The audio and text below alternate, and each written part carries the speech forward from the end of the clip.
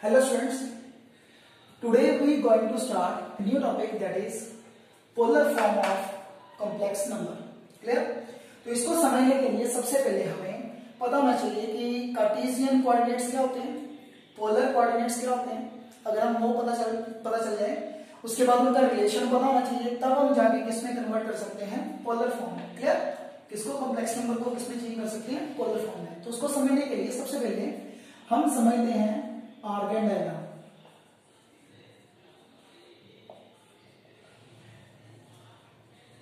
ठीक है, argon diagram को समझने के लिए देखिए, जैसे हमारे पास if z equal to x plus iota y is any complex number. ठीक है, कोई भी एक कॉम्प्लेक्स नंबर है तो आपको पता है इसमें जो रियल पार्ट होता है x का वो हमारे पास z का रियल पार्ट है x, और इमेजिनरी पार्ट जो होता है वो z का क्या होता है, y. ठीक है, तो देखिए इसमें हम एक डायग्राम बनाने लगे. जैसे आप कार्टेशियन प्लेन बनाते हो तो सेम वैसे ही है. ये x एक्सिस होती है, ये आपकी होती है y एक्सिस. क्लियर? अब x एक्सिस को हम बोल देते हैं यहाँ पे रियल एक्सिस. इसको रियल एक्सिस क्यों बोलेंगे? क्योंकि जो इसका रियल पार्ट है वो x एक्सिस पे आएगा और जो इमेजिनरी पार्ट है वो y एक्सिस की तरफ मूव करेगा. क्लियर? ठीक है, और यहां पे मान लो हमारे पास x है यहां तक. ठीक है, और ऊपर हमारे पास यहां पर है y. क्लियर? तो ये हमारे पास आ जाती है इमेजिनरी एक्सिस. ठीक है, क्लियर? अब देखिए, अगर मैं इसको सेंटर से ज्वाइन कर दूं, यानी कि ओरिजिन से ज्वाइन कर दूं O से, तो ये हमारे पास जो डायग्राम बन जाती है. ठीक है, इसको हम बोलते हैं Argand diagram. Clear? Argand diagram में क्या रिप्रेजेंटेशन होती है? एक तो उसका रियल पार्ट होता है, x क्या है, रियल पार्ट, और y क्या है, इमेजिनरी पार्ट. ठीक है, क्लियर? अब यहां पे हमारे पास होता है मॉडुलस. ये आपका होता है मॉडुलस. इसको हम प्रूव करेंगे कि ये y इज मॉडुलस. क्लियर? तो मॉडुलस कैसे प्रूव करेंगे? देखिए, ये आपके पास राइट हैंड ट्रायंगल है, तो यहां पे हमारे पास बनेगा OP square equal to OA square plus PA square. Clear? अब OP square as it is, ये हमारे पास बनता है x square plus y square. ठीक है, also we know that z square जो होता है हमारे पास वो होता है x square plus y square. ठीक है, अब देखिए x square plus y square को z मॉड का स्क्वायर फिल कर सकते हैं, तो यहां से जो z मॉड आ जाएगा वो आ जाएगा under x square plus y square. यानी कि जो OP बनेगा वो रूट में बनेगा. ठीक है, रूट में बनेगा तो आपको पता है कि क्या बन जाएगा, z मॉडुलस. क्लियर? और इसको z मॉडुलस को हम क्या बोलते हैं, मॉडुलस ऑफ कॉम्प्लेक्स नंबर. ठीक है जी, अब जरा फिर से वापस आ जाइए आर्गन डायग्राम. देखिए ये डायग्राम फर्स्ट क्वाड्रेंट में भी बन सकती है, सेकंड में भी बन सकती है, थर्ड में भी और फोर्थ में, depending upon x and y. अगर x पार्ट और y पार्ट दोनों पॉजिटिव हैं तो फर्स्ट क्वाड्रेंट, अगर रियल पार्ट नेगेटिव और इमेजिनरी पार्ट पॉजिटिव है तो सेकंड क्वाड्रेंट, इसी वजह से दोनों नेगेटिव है तो थर्ड क्वाड्रेंट, पॉजिटिव नेगेटिव है तो फोर्थ क्वाड्रेंट में ये डायग्राम बन जाएगी. But modulus remain same. Clear? ठीक है, सभी के लिए मॉडुलस जो रहेगा वो क्या रहेगा, सेम. ठीक है जी, नेक्स्ट हमारे पास है पोलर कोऑर्डिनेट्स. ठीक है, इससे पहले जो हमने किया था वो था हमारे पास आर्गन डायग्राम. इसमें आते हैं कार्टेशियन कोऑर्डिनेट्स, ये हमारे यहाँ है पोलर कोऑर्डिनेट. तो उसके लिए हम डायग्राम चूज कर लेते हैं वही वाली. ठीक है,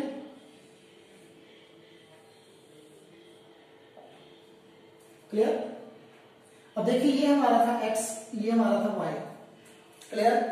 तो ये हमारा इसमें इस केस में क्या होगा, कोऑर्डिनेट कौन से आ जाएंगे, r and theta, new coordinates. इनको हम पोलर कोऑर्डिनेट्स बोलते हैं. ठीक है, अब जो r है वो सेम होता है z मॉडुलस के. इसको आगे प्रूफ करेंगे. ठीक है, r जो होता है वो होता है मॉडुलस. क्लियर? और जो थीटा होता है ये हमारा होता है, थीटा जो होता है इट इज एम्पलीट्यूड. और इसको आर्गुमेंट भी बोल देते हैं। अब देखिए है क्या, देखो रेडियल और पोलर कोऑर्डिनेट्स जो हैं वो क्यों यूज किए जाते हैं। यहाँ पे एक आर जो होता है, दैट इज आर जो है, आर है हमारे पास रेडियल वेक्टर या रेडियस वेक्टर भी बोल सकते हैं इसको, और जो थीटा है that is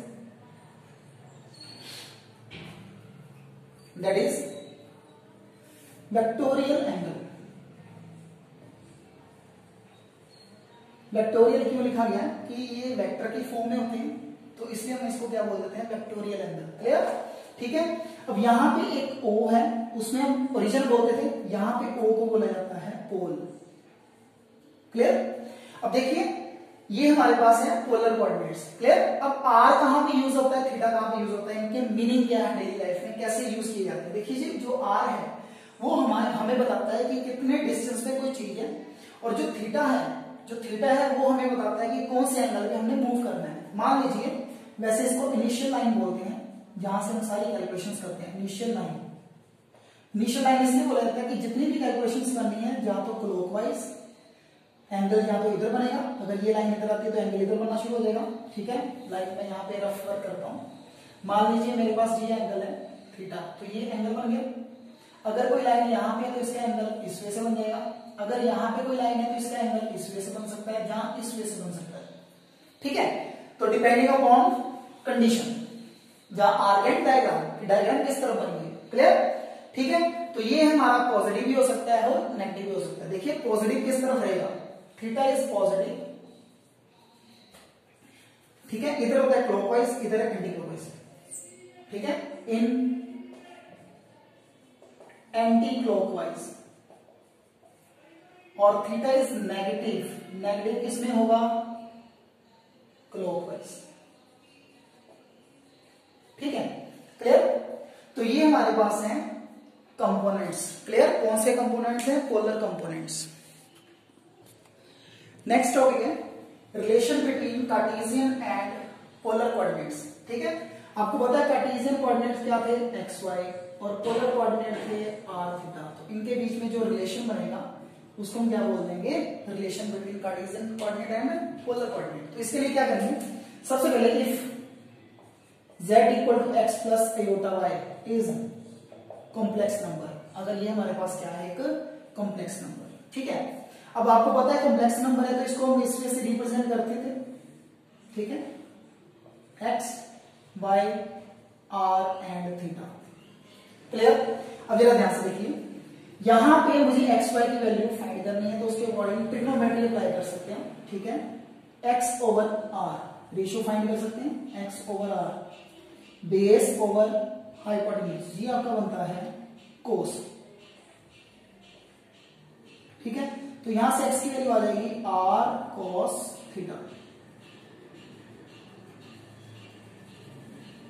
clear. Similarly y upon r जो बनेगा वो हमारा बन जाएगा साइन थीटा, तो यहां से y की वैल्यू आ जाएगी आर साइन थीटा। ठीक है, इसको मार्क करेंगे 1 इक्वेशन, इसको मार्क करेंगे 2 इक्वेशन। तो अब ये जो रिलेशन आ गया, x का आ गया आर थीटा के साथ, y का आ गया आर थीटा, यानी कि कार्टेशियन का आ गया पोलर के साथ। ठीक है, कार्टेशियन का किसके साथ आ गया, पोलर के साथ। इट मींस जो हमारा जो z बन जाएगा वो z क्या बन जाएगा, ठीक है, z क्या बन जाएगा, r cos theta plus iota sine of theta, r आ जाएगा कॉमन। ठीक है, तो ये बन जाएगी पोलर फॉर्म। अब देखिए पोलर फॉर्म के लिए हमें दो चीजें चाहिए, आर एंड थीटा। तो मुझे आर थीटा फाइंड करना सीखना है।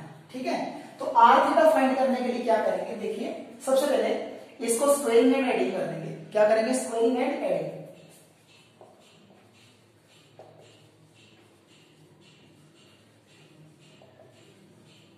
क्लियर।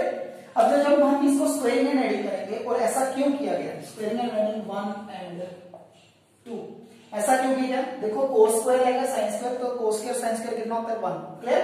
तो देखिए क्या बनेगा, x square plus y square, x square y square, right side पे आएगा r square cos square theta plus r square sine square theta. ठीक है, अब दोनों में से आर स्क्वायर कॉमन, ब्रैकेट में आ जाएगा कोस square theta plus sine square theta. तो आपको पता है ये कितना होता है 1, तो यहां से हमारे पास आ गया एक्स स्क्वायर वाई स्क्वायर। तो दिस इंप्लाइज आर की जो वैल्यू आएगी वो बन जाएगी एक्स स्क्वायर वाई स्क्वायर। ठीक है जी, इसको हम बोल देते हैं modulus of complex number. Clear? ठीक है, रेडियल कंपोनेंट भी बोल देते हैं और इसको हम क्या बोल देते हैं मॉडुलस ऑफ कॉम्प्लेक्स नंबर। अब देखिए मुझे फाइंड करना है थीटा, तो थीटा फाइंड करने के लिए क्या करते हैं डिवाइड कर देते हैं, किसी एक को किसी से डिवाइड कर दो। मैं 2 को 1 से कर देता हूं, तो देखिए y अपॉन एक्स है equal to r sine theta over r cos theta. ठीक है, कैसे किया डिवाइड 2/1। ठीक है, तो यहां से आर कैंसिल हो जाएगा तो राइट साइड पे बन जाएगा tan थीटा और y अपॉन एक्स क्या बन जाएगा। ठीक है, तो इसमें जो थीटा बनता है यहां पे tan है, उधर जाके इनवर्स हो जाएगा तो ये बन जाएगा tan inverse y upon x. ठीक है, क्लियर? ठीक है, और इसको हम बोल देते हैं इस जो थीटा है where theta it is amplitude. Clear? और इसको हम बोल देते हैं आर्गुमेंट। ठीक है, जैसे हमने लास्ट टाइम पोलर कोऑर्डिनेट्स में बोला था, इसको एम्पलीट्यूड बोल देते हैं और क्या बोलते हैं आर्गुमेंट्स। क्लियर?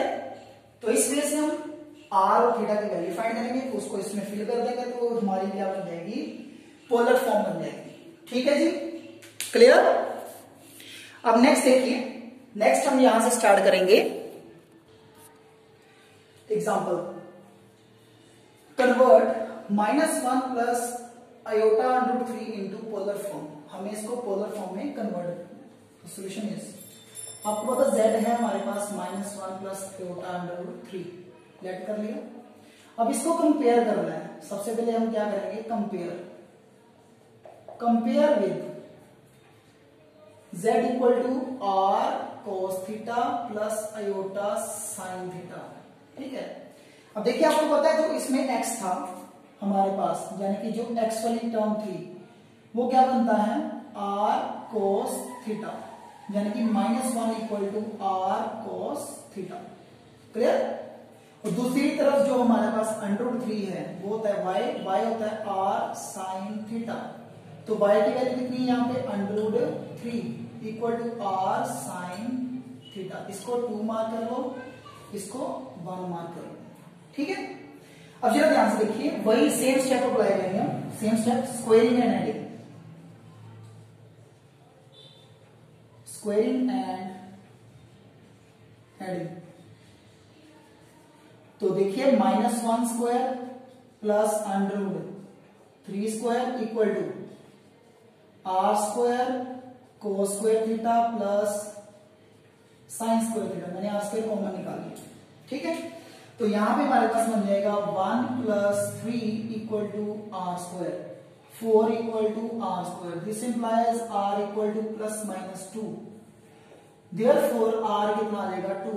आपको पता है r 2 क्यों है, क्योंकि r is always positive. Why it is positive? Because it is modulus. Clear? हमने इसको पॉजिटिव ही कंसीडर करना है। ठीक है, तो ये मेरे पास r की वैल्यू आ गई। अब मुझे फाइंड करना है थीटा। क्या फाइंड करना है थीटा। तो थीटा के लिए क्या करेंगे, थीटा के लिए सबसे पहले ये रेशियोज फाइंड कीजिए। r की वैल्यू 1 और 2 में फिल कर दीजिए। जब r की वैल्यू 1 और 2 में फिल करेंगे तो ये हमारे पास बन जाएगा -1/2 cos थीटा और √3/2 साइन थीटा। ठीक है जी, तो अब देखिए ना, इन दोनों को जब डिवाइड करेंगे तो हमारे पास जो बनेगा tan थीटा बन जाएगा, वो कितना बन जाएगा -√3 डिवाइड। ठीक है, डिवाइड किया है किसको किससे 2/1। यहां पे आके देखिए आप कि यहां पे हमारे पास 3 डी रेशियो है, कोस, साइन एंड टेन।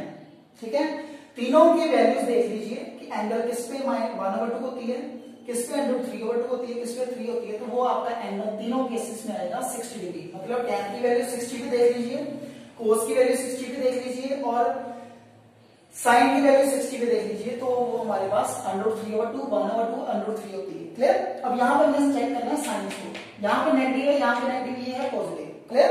तो इसके लिए मैंने एक वीडियो बनाई हुई है, ठीक है, मैं उसका लिंक डिस्क्रिप्शन में दे दूंगा, तो आप उसको फॉलो कर लीजिए। ठीक है, इसको समझने के लिए। तो देखिए हमारे पास होते हैं आफ्टर स्कूल टू कॉलेज, ये मैंने वहां पे समझाया हुआ है। ठीक है, ए का मतलब होता है ऑल्टी रेशियो, ठीक है, एस का मतलब साइन और उसका उलट converse cosecant, tan and cot, इसमें होता है कोस एंड सीकेंट। तो आप इसके लिए वीडियो देख लेना, डिस्क्रिप्शन में लिंक दे दूंगा। तो थीटा हमारे पास बनता है π/3 या 60। क्लियर, ये भी मैंने उसमें कन्वर्शन करवाई हुई है। अब देखिए इसको आगे करना क्या है, आपने देखना है कि साइन पॉजिटिव है, बाकी दोनों क्या है नेगेटिव। साइन पॉजिटिव दोनों क्या है नेगेटिव, तो वो कौन सा क्वाड्रेंट आता है, सेकंड क्वाड्रेंट। अब सेकंड क्वाड्रेंट में शिफ्ट करने के लिए मैं इसको करने वाला हूं थीटा = 180 - 60 180 को हम पाई भी लिख सकते हैं, ठीक है, -π/3। तो इसका एंगल जो आ जाएगा वो हमारे पास आ जाएगा 120 और हम बोल सकते हैं 2π/3। क्लियर। ठीक है, फिर से देख लीजिए, इसके लिए हमें क्या करना पड़ेगा, ट्रिग्नोमेट्री समझनी पड़ेगी। ठीक है, relation between degree and radian, और उसके बाद हमारे पास है इसके क्वाड्रेंट्स। ठीक है, तो उसके अकॉर्डिंग ये हमारे पास एंगल बन जाता है। क्लियर, तीनों का एंगल सेम है इस केस में, बस हमें ये देखना है कि कौन सा पॉजिटिव है कौन सा नेगेटिव। ये पॉजिटिव है तो सेकंड क्वाड्रेंट में है, इसमें हम पाई माइनस ही करेंगे, π/2 - 90 बार प्लस क्यों नहीं कर सकते, 90 प्लस क्यों नहीं कर सकते, क्यों नहीं कर सकते, उसका रीजन आपको उसमें मिल जाएगा। क्लियर। ठीक है, अब देखिए यहां पे हम आर की वैल्यू इसमें फिल कर देते हैं, सारी वैल्यूज इसमें फिल कर देते हैं, तो जेड जो बन जाएगा वो क्या बन जाएगा, आर हमारे पास 2 है, cos थीटा हमारे पास है 2π/, sin 2π/3। क्लियर, तो ये इसकी क्या बन जाती है, पोलर फॉर्म। क्लियर। ठीक है, और यहां पे एक और चीज मैं बताने देता हूं, ये जो पूरी ब्रैकेट है इसको हम सिस थीटा भी लिख देते हैं और इसको e⁻θ भी लिख सकते हैं। इस केस में जैसे मैं लिख के बताऊं तो इसको मैं ऐसे लिख सकता हूं 2 सिस 2π/3 और ऐसे लिख सकता हूं 2e⁻θ 2π/3। क्लियर, तो ये आपकी इन फ्यूचर यहाँ पे आपकी नॉलेज काम आएगी। क्लियर। ठीक है जी, I hope you like my video, so like and subscribe for more videos. Thank you and have a nice day.